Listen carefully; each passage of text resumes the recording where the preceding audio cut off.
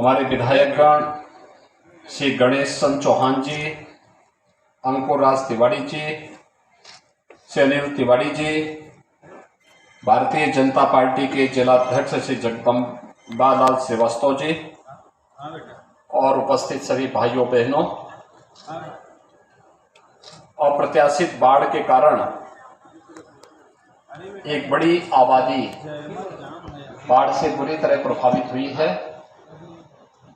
और इसमें बढ़ाया है उसी की समीक्षा करने और यहाँ पर बाढ़ के कार्य में और तेजी लाने के लिए हम लोग यहाँ पर आए हैं।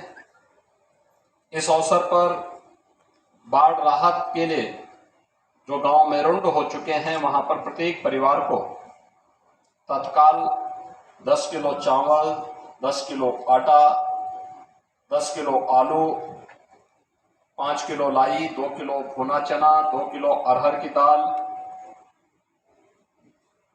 रिफाइंड तेल, नमक, मिर्च मसाले, 5 लीटर केरोसिन, मोमबत्ती, माचिस, बिस्किट, टैबलेट, क्लोरीन के टैबलेट, नहाने का साबुन, ये सभी उपलब्ध करवाने के लिए राहत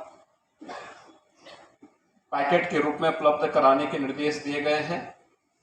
जहां घरों में पानी आ गया है वहां भोजन पैकेट भी दिन में 2 बार कम से कम उपलब्ध करवाने के निर्देश दिए गए हैं। इसके अलावा पशुओं के चारे के लिए भी प्रतिदिन 5 किलो एक पशु के लिए चारा उपलब्ध करवाने के भी निर्देश दिए गए हैं। भाइयों बहनों, यह एक त्रासदी है। इसमें पहले सूखे की चपेट में जनपद आया था और सूखे के बाद थोड़ी राहत मिली थी कि अब वह बाढ़ की चपेट में आ गया है। फसलों को तत्काल मैंने जिला प्रशासन से कहा है कि वह फसल का सर्वे कर ले और सर्वे की रिपोर्ट उपलब्ध कराते हुए तत्काल यहाँ पर बाढ़ राहत के बाद फसलों का मुआवजा हर पीड़ित परिवार को उपलब्ध हो जाए, इसकी व्यवस्था भी हम सुनिश्चित करेंगे। बाढ़ के कारण जहां जनहानि हुई है उस परिवार को 4 लाख रुपए की सहायता, अंग भंग हुआ है तो 75,000 से लेकर 2.5 लाख रुपए की सहायता उस परिवार को तत्काल उपलब्ध करवाने। हॉस्पिटल में अगर आपदा के कारण कोई घायल हुआ है तो उसे भी अलग अलग श्रेणी में धनराशि उपलब्ध करवाने के लिए भी व्यवस्था की गई है। जिनके मकान पूरी तरह ध्वस्त हो गए हैं, मकान के लिए उसे या तो मुख्यमंत्री आवास योजना में आवास या 1,20,000 रुपए उपलब्ध करवाने के भी निर्देश दिए गए हैं। इसके साथ ही कृषि भूमि में जिनकी खेती खड़ी फसल नष्ट हुई है उन्हें भी प्रति हेक्टेयर 18,000 रुपए की राशि उपलब्ध करवाने के निर्देश दिए गए हैं।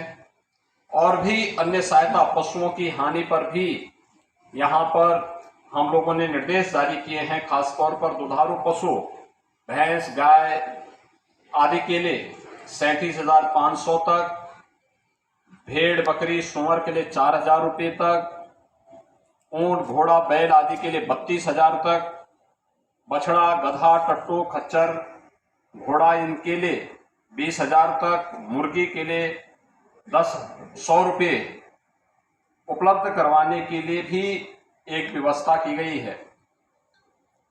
मैं आप सबको आज के इस अवसर पर आश्वस्त करने के लिए आया हूं कि संकट की इस घड़ी में सरकार, केंद्र और राज्य दोनों आपके साथ में है। मैंने अभी जिलाधिकारी से ये कहा है कि तटबंध के उस पार जितने गांव हैं, अगर उन्हें हम तटबंध के इधर कहीं बसाने की व्यवस्था कर सकते हैं तो हमें उस पर भी विचार करना चाहिए, जिससे हर वर्ष आने वाली बाढ़ की त्रासदी से इन लोगों को बचाया जा सके।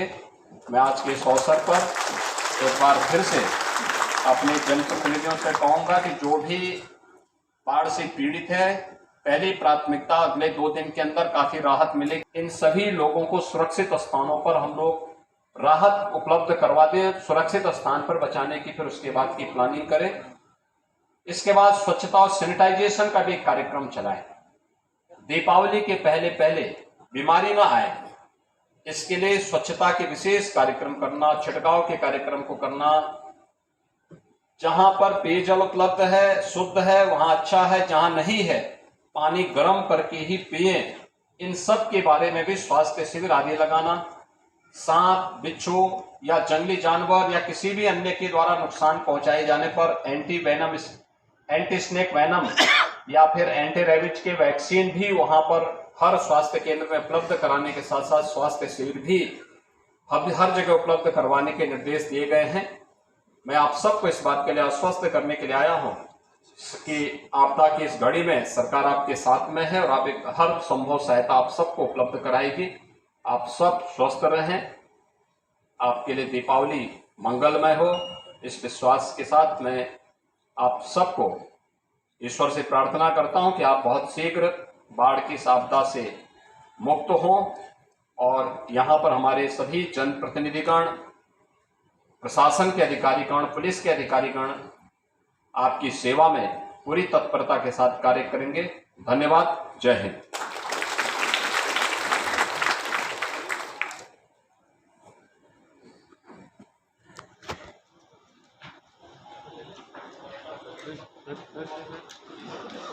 Video briefing